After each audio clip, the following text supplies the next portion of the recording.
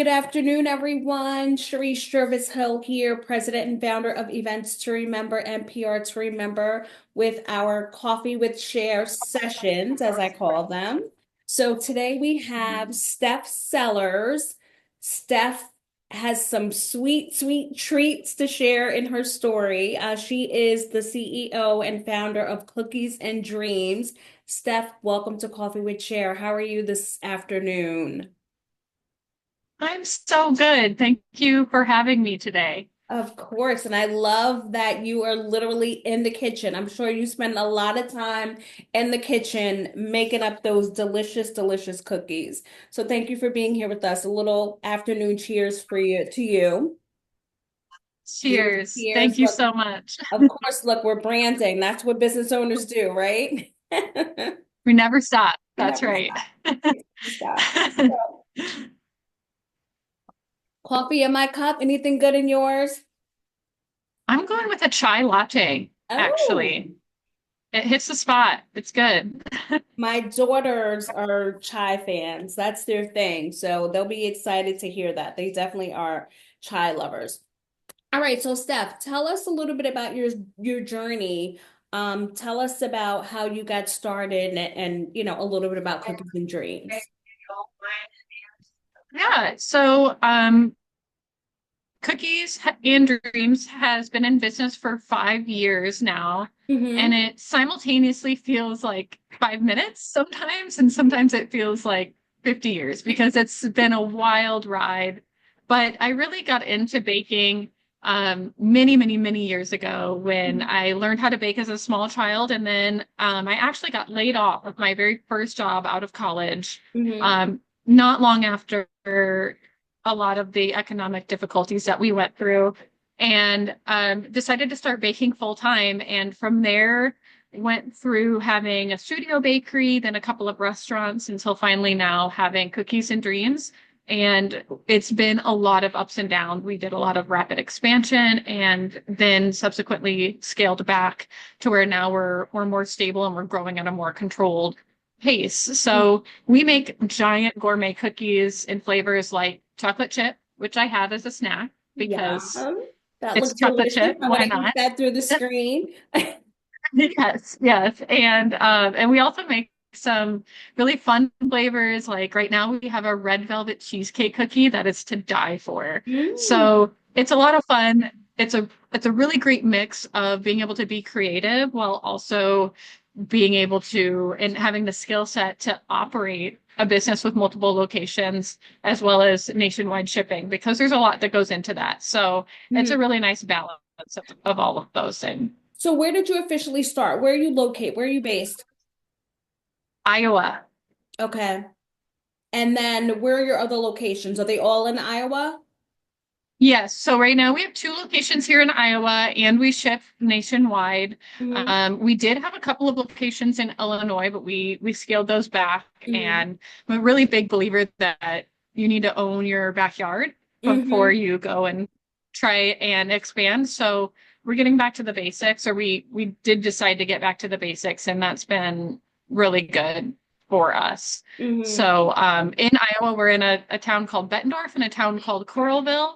Okay. Um, People may or may not have heard of them, but it's small Iowa towns, but we're pretty proud of them here in the Midwest. So, and how many people, what's the population and around for those towns? I'm in New York, as you know, so I'm just curious, just to know. What? Yeah, that's a good question. So, in Bettendorf, it's a really unique area because it's Bettendorf may be a smaller town, but the entire area is a little bit bigger. There's a lot of smaller towns that kind of make up one big metropolitan area, which I think is around 300,000. Okay. So certainly not terribly small, but small compared to where you're at for Yeah. sure. So, and Coralville is similar, although that's technically a college town. The University of Iowa is Mm. very close to us. So there's Okay. a nice population there as well. And the college aspect helps us quite a bit with foot traffic. I'm sure, and I'm sure those college students love your cookies, so that's always a plus to be in a What's not college to town. love? Yes, absolutely. So, Steph, tell me a little bit about kind of what sets you apart from your competition or others that are in your industry. Yeah, I think a lot of companies, especially younger companies, can try to dance around and try and get really overthink their mission a little bit. And we have really decided to just get down to it. Like cookies make people happy, Mm-hmm. and that's what we do. I always tell our team that we make cookies, but we don't sell cookies. We sell the fact that when you come in and you get cookies, you're going to home to make your wife smile or to surprise your kids or to surprise your best friend. Hmm. And that's why we do what we do. It's not for any other reason other than to spread joy and happiness and even connection. Hmm. Because we started in 2020, right before the pandemic Hmm. happened. And that's when we really started to see that this isn't just cookies. It's so much bigger than that because when people couldn't have a way to connect with one another, they used our cookies as a way to spread joy and connection when we were all on lockdown, which was really cool to see. Yeah, that's beautiful. I love that. So anything new? We're still at the top of the year. We're in February. Anything exciting? Anything new that you guys are doing at Cookies and Dreams? Any new flavors? Anything special popping off? Always. We are always working on new flavors. We come out with new flavors every single month, which is super fun. And in a couple of weeks, actually in March, for International Women's Month, we're Mhm. coming out with three cookies that have been inspired by women that we admire. So we have a Betty White cookie, a Dolly Parton cookie, and a Maya Angelou cookie. Oh my So goodness. all inspired by them. You have to send me those cookies. You have I to will. send I me those definitely cookies. will. I love Yeah. that. That is So girl we power. Those names, those three names alone are girl power for sure. I love that. Absolutely. Yeah, we are a woman-owned and run company, and we take a lot of pride in that. Hmm. So we wanted to use that month to highlight that and highlight that number one, it takes a village, and number two, like there's so many women out there that are doing incredible things. So we wanted to come up with some cookies that were inspired by those three, and they're so good. These cookies, oh my gosh, the Betty White one is like a white chocolate raspberry. The Dolly Parton one is a banana cream pie inspired cookie, and then the Maya Angelou cookie is a brown butter caramel cake inspired cookie. And it is just so good because she has a recipe that she was known for, a brown butter caramel cake. So we tried to create our own version in a cookie. And I just cannot wait for these flavors. They're so good. Oh, I love that. Yes. And women owned, love women owned. Women, we change the world. Everybody knows that or should know that because we do. That's right. Everybody knows it. So, what what advice would you give to someone who is, and this could be a new business owner who's just starting out, or this could be someone who's been in business for a really long time that's kind of hitting a rough patch. You talked about a little bit in the beginning of just some of the challenges that you've had and, having to pivot and make some of those adjustments. What advice would you share to either of those? And it's up to you, whichever direction you want to go. That's a great question. I think as business owners and entrepreneurs, and as women especially, it's really easy to want to do it all the time. And we feel like we need to own every single aspect of our business and we need to have our hands in every single piece of it. But Mhm. a really hard lesson that many of us have had to learn from experience is that we can't do it all. Mhm. So, my advice to anyone, whether you're starting out or you're experienced, is that once you're ready to scale, which that's a whole nother topic of conversation on knowing when you're ready to grow and either make that first hire or make another hire, is to hire slow because finding the right people on your team is better than just finding people on your team.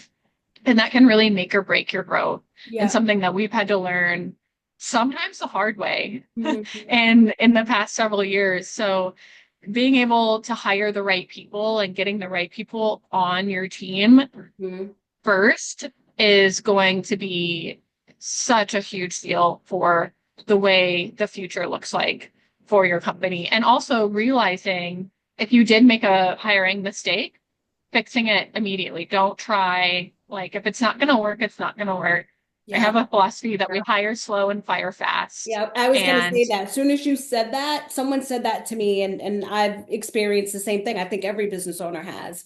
Yeah, if 100%. it's not a good fit, it's not a good fit, you know? So, Yes. Yeah, absolutely. You can't be afraid to make those sometimes tough decisions. mhm. And it's really, it's the one thing I think that can make or break your business, especially when you're just starting and things can be fragile and Yeah. difficult. You need people who are willing to grow alongside of you. Hmm. So it's something that I really believe is a huge deal for any young business. And then, of course, as you're growing your business, Hmm. it never stops being a top priority. Yeah. No, I agree. That's great advice. As I look at your team behind you working so hard in the kitchen, making those amazing cookies. So, it definitely that's wonderful advice. Anything else you want to share with us, Steph? We'll definitely share your socials, and all the show notes, but anything else you want to share with our listeners? I would say that, I really think that it's important to go back to the point of owning your backyard and finding that community before you go out and try and scale and grow. Because in today's day and age, especially with social media and Hmm. how quickly that's changing, Yeah. because I feel like you finally feel like you have a handle on what's trending or what you're supposed to be doing on And it's socials, and then it changed. changes again. So yes, it happens so fast. Yeah. So having that community of people before you try and grow is going to be super important. So fostering that sense of community amongst your supporters and of course your team as well is going to be again like another make or break type of thing for your business as you try to be successful, try to grow, try to operate. Yeah, no, I agree 100%. Well, Steph, this has been amazing. Thank you so much for being here with us. I can't wait to try your cookies. Give everybody your website again. We will share it on the show notes, but tell everyone so we have it here. Yes, our website is idreamaboutcookies.com. And that is also our social handles as well. So, because we dream about cookies. First of all, I just have to say, how clever is that? I dream about cookies.com. That is such an awesome website. Like, good for you. Thank you. Kudos. I love that. So, Thank you. well, Steph, it's been an absolute pleasure. Thank you for being here with us and wishing you continued success. And hello to your team that's all working so hard back there making those cookies. And we Absolutely. will chat with you soon. Thank you for being here with us. Thank you so much for having me. I appreciate it. Of course.